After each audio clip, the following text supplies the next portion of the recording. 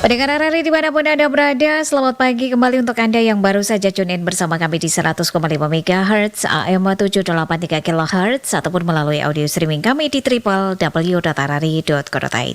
Selamat pagi untuk edisi pagi hari ini pendengar Sabtu 13 Juli 2024. Saya Leli Kara dan juga rekan saya Rian Valen Gradus masih terus menemani Anda. Dan saat ini kita sudah berada di sesi wawancara pendengar RRI ya. Dan untuk pagi hari ini, dua topik sudah kami siapkan untuk Anda terkait dengan pemerintah Kabupaten Lembata siap gelar Festival Uyelewun 2024 dengan Kadis Parekraf Lembata Jack Wuwur. Dan juga saat ini kami akan update informasi terkait dengan 26 puskesmas DND tanpa IPAL pendengar ya. Dan pendengar RRI untuk membahas soal ini kami sudah bersama Kepala Dinas Kesehatan Kabupaten ND Dr. Aryas Dwi Lestari SPPD Finasim. Ibu Dokter selamat pagi. Pagi Mbak Nelly. Oke. Terima kasih Ibu Dokter sudah meluangkan waktu untuk bisa ngobrol dengan RRI ND pagi hari ini. Baik, Ibu Dokter. Untuk RRI selalu. Asik. Selalu ada waktu. Terima kasih. Ibu Dokter, kami dapatkan informasi ini bahwa ada 26 puskesmas di ND ini belum memiliki IPAL. Apa fakta sebenarnya dan apa benar berita tersebut yang beredar, Ibu Dokter? Ya. Baik Mbak Leli, saya juga baru baca kemarin dari salah satu media online ya, dan saya juga kaget karena media ini tidak konfirmasi ke kami. Jadi sebenarnya saya katakan bahwa judul itu salah. Ya, 26 puskesmas tanpa IPAL itu pernyataan yang sangat salah. Ya. Yang sebenarnya Bu Dokter? Ya, yang sebenarnya adalah ada 8 yang sudah punya IPAL. Jadi kami ada 26 puskesmas, betul. Ada 8 yang punya IPAL, Nangapanda, Puskesmas Kota, Lewarangga, Wolowaru, Kota Ratu, Wolocita, Loboniki itu sudah mempunyai IPAL. Kemudian di tahun 2025 kami ada 5 IPAL lagi yang kami kerjakan. Tahun ini juga kami ada IPAL yang kami kerjakan untuk perencanaan tahun 2025 dan lokusnya sudah terbuka di DAK, dari pusat itu ada 5. Rukun 5, Ngalupolo, Watuneso, Saga, dan Welamosa. Jadi kalau 8 ditambah 5, tahun depan 5 berarti sudah apa ini? 13 ya betul, Dokter. Artinya kita terus berproses ini untuk melengkapi IPAL di rumah sakit, bukan berarti 26-nya tanpa IPAL. Ini yang saya pagi ini sudah menghubungi wartawan yang memberitakan itu dan belum ada jawaban. Oke, jadi ini salah satu upaya begitu ya yang diambil oleh Dinas Kesehatan untuk memastikan bahwa berita tersebut kurang tepat begitu Ibu Dokter ya. Yang benar adalah kalau saya bukan kurang tepat lagi tapi berita yang salah. Iya betul. Jadi seharusnya di sini adalah 8 puskesmas di Kabupaten ND ini sudah IPAL dan 5 puskesmas nanti akan dikerjakan begitu ya. Dan totalnya nanti akan puskesmas untuk tahun 2025. Dan 8 IPAL ini sudah dikerjakan sejak tahun berapa Ibu Dokter? Sudah ada sejak kapan? Jadi ada beberapa ya, 2 tahun yang lalu itu sudah 3, terus tahun ini juga ada 3 atau 4 ya, saya tidak ingat yang sebelumnya, tapi yang saya ingat itu di 2 tahun yang lalu ada 3, yaitu Rewarangga, Nangapanda dan juga Lewarangga, Nangapanda dan Wolowaru sebelumnya ya. Kemudian Kota Ratu kami kerjakan tahun kemarin kalau Kota Ratu dengan pembangunan puskesmas yang baru itu kami kerjakan.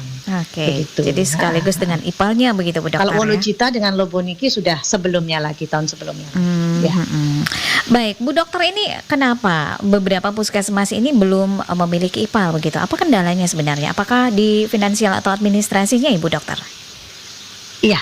Jadi mungkin saya kemarin juga saya jadi kepala dinas memang mulai akhir 2021 ya, jadi 2022 saya sudah mulai kerja di Dinkes. Jadi sebenarnya ini sudah saya inventarisir masalah-masalah di puskesmas, termasuk salah satunya adalah IPAL. Memang dulu itu regulasi yang dulu dikatakan sebelum 2019 kalau nggak salah itu memang hanya SEPAL ya, rumah sakit desa saluran pembuangan air limbah, itu hanya itu dulu. Ya. Kemudian ada aturan yang terbaru bahwa memang puskesmas harus punya IPAL. Oke. Kemarin saya panggil bagian pelayanan kesehatan, sekitar 2019 ke atas itu memang sudah diwajibkan memakai IPAL. Jadi memang kita terus berbenah, bukan berarti kami diam membiarkan itu, tetapi kami berbenah dan jelas kami tidak bisa mengerjakan langsung. Misalnya yang belum semuanya kami kerjakan, tidak, tapi kami berproses. Nah, kami dana ini memang ada banyak, ada dua sumber, dana dari pusat atau DAK itu ya, dana alokasi khusus yang dari pusat atau dari dari Pemda. Jadi nanti kami berproses itu dan sesuai dengan kemampuan kami terus berbenah ini. Kita sudah tahu bahwa setiap tahun kita ada pembangunan IPAL di puskesmas begitu. Ya. Oke, berarti ini sekitar belasan puskesmas ini yang lagi dalam proses begitu, Ibu Dokter ya, untuk mengadakan IPAL di puskesmas ini. Sebenarnya apa dampak begitu, Ibu Dokter, dari ketiadaan IPAL di beberapa puskesmas terhadap lingkungan begitu ya, dan juga kesehatan masyarakat sekitar, Bu Dokter? Iya, memang dampak IPAL ini memang nanti tentang pencemaran air memang ya. Jadi ini kan IPAL itu kan sebetulnya ada limbah itu sebenarnya ada 4 ya. Jadi limbah itu ada limbah cair, ada limbah padat, ada udara ataupun suara. Jadi ini yang kita omong ini adalah limbah cair sebenarnya ya. Kita clearkan dulu. Limbah cair ini maka air yang digunakan oleh fasilitas kesehatan, baik itu puskesmas maupun rumah sakit, pasti ada berdampak ya, karena memang itu orang sakit ada memakai obat-obatan, bahan kimia dan sebagainya, dan juga toilet. Sebenarnya IPAL itu harus ada intinya, karena IPAL itu juga dari limbah toilet itu juga harus dibuang di situ. IPAL ini ketika limbah-limbah itu jadikan satu menjadi masuk ke saluran.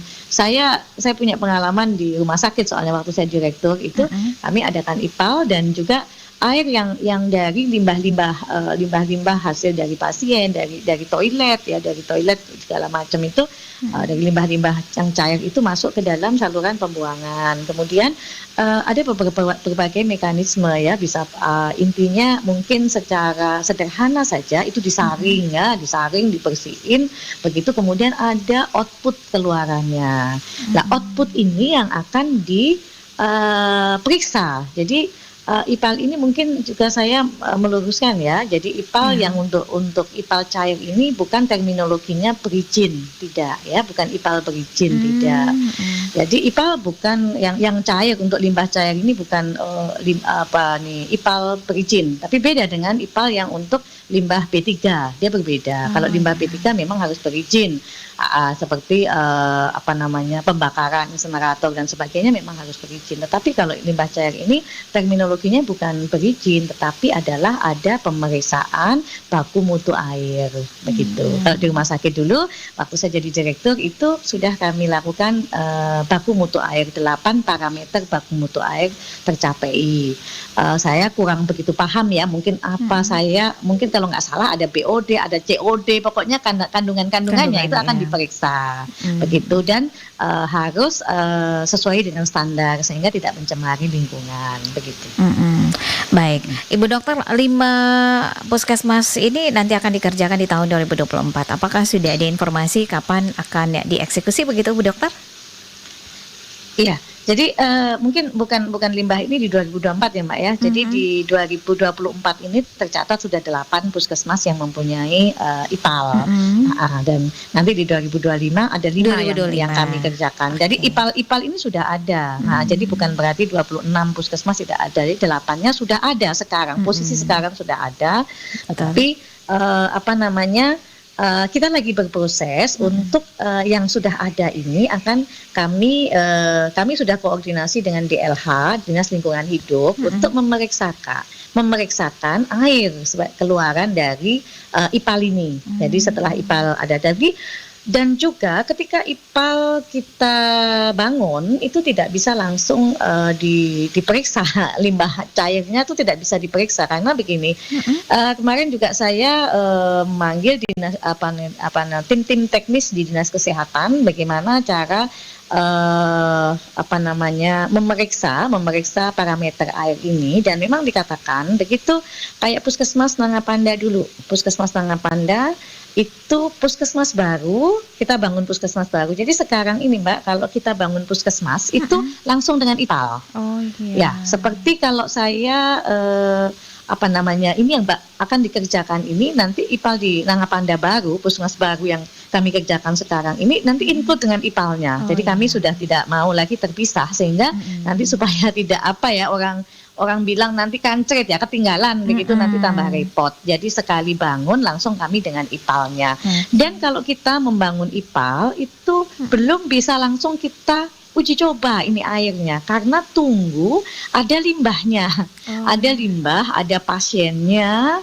Jadi kalau limbahnya pun ternyata ketika belum penuh baknya penampung yang untuk membuang limbah itu, jadi kita juga belum bisa memeriksanya, belum bisa dialirkan ini. Jadi kemarin saya klarifikasi di Nangapanda kemarin kan bahwa kabarnya bahwa tidak berfungsi dan sebagainya. Sempat saya panggil bersama tim teknis Dinkes dengan Puskesmas Nangapanda, kami panggil, ternyata yang kemarin mereka bilang tidak berfungsi itu airnya belum naik, jadi limbahnya belum penuh. Ketika sudah penuh maka air itu mengalir. Lah, kalau sudah air mengalir melewati saringan itu dan kemudian kita bisa memeriksakan. Jadi saya akan melihat ini mana limbah yang bisa diperiksakan untuk baku mutu airnya dulu ini. Dan Sekretaris Dinas Kesehatan kemarin sudah ke Dinas Lingkungan Hidup untuk untuk konfirmasi atau meminta untuk dicek untuk parameter airnya. Jadi kami sudah koordinasi dengan Dinas Lingkungan Hidup begitu. Berarti ini koordinasi antar instansi juga sudah berjalan begitu ya terkait dengan IPAL ini, Ibu Sudah, Dokter ya? Iya, sudah. Ya, mantap betul. nih. Baik, Ibu Dokter, apa yang menjadi pesan atau harapan Anda untuk masyarakat dan juga pemangku kepentingan lainnya terhadap isu ini begitu yang berkembang ya, bahwa ada 26 puskesmas dan tadi sudah diluruskan oleh Ibu Dokter. Iya, pesan saya ya kita mungkin tidak hanya percaya pada berita ya. Jadi maksud saya jadi pembaca yang cerdas, yang tentunya mempercayai berita yang benar-benar akurat dan mungkin dari dinas terkait yang notabene dia adalah dinas teknis yang menangani ini. Ya, dan mungkin juga satu lagi Mbak, mungkin yang saya sampaikan tentang akreditasi Mbak ya. Boleh, silakan Bu Dokter. Iya, jadi dari 26 puskesmas di ND ini sudah semua terakreditasi Mbak. Bahkan sampai Bontotnya saja Puskesmas Mukusaki itu sudah terakreditasi di tahun 2024 ini.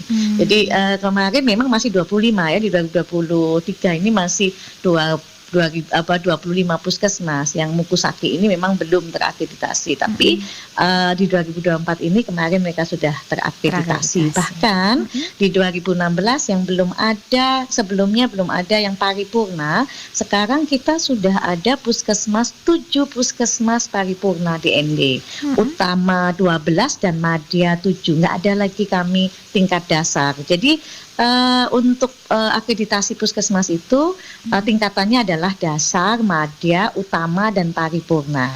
Kalau dulu masih ada yang dasar, kita sudah nggak ada lagi. Paling rendah kita madya, itu 7. Kemudian utama 12, bahkan paripurna ada 7 puskesmas. Sudah teratas ya, ada 7 puskesmas Ibu Dokter ya? Ya, itu sudah terakreditasi seluruh puskesmas di Kabupaten ND. Ya, gitu. Ya. Baik Ibu Dokter, terima kasih untuk informasinya pagi hari ini bersama kami RRI ND terkait dengan berita yang beredar begitu ya, ada 26 puskesmas di ND yang belum memiliki IPAL, dan Ibu Dokter sudah memastikan bahwa ada 8 yang sudah IPAL begitu ya. 5 nanti akan dikerjakan di tahun 2025. Sukses selalu Ibu Dokter. Selamat pagi, selamat berakhir pekan. Pagi, selamat sehat. Salam sehat. Salam sehat ya. Ya. Pendengar RRI, kami baru saja bersama Dr. Aries, Kepala Dinas Kabupaten ND, Kepala Dinas Kesehatan Kabupaten ND sudah mengkonfirmasi kepada RRI ND terkait dengan berita yang beredar 26 puskesmas di ND belum memiliki IPAL medis dan ternyata pendengar faktanya adalah 8 puskesmas sudah memiliki IPAL dan 5 puskesmas akan dikerjakan di tahun 2025. Dan selepas informasi ini kami juga masih akan update informasi lainnya untuk Anda pendengar RRI. Seperti yang sudah kami sampaikan di awal tadi bahwa satu informasi lagi terkait dengan pemerintah Kabupaten ND, Lembata maksudnya ya, siap gelar Festival Uyelewon ini. Dan kabar yang kami terima di pagi hari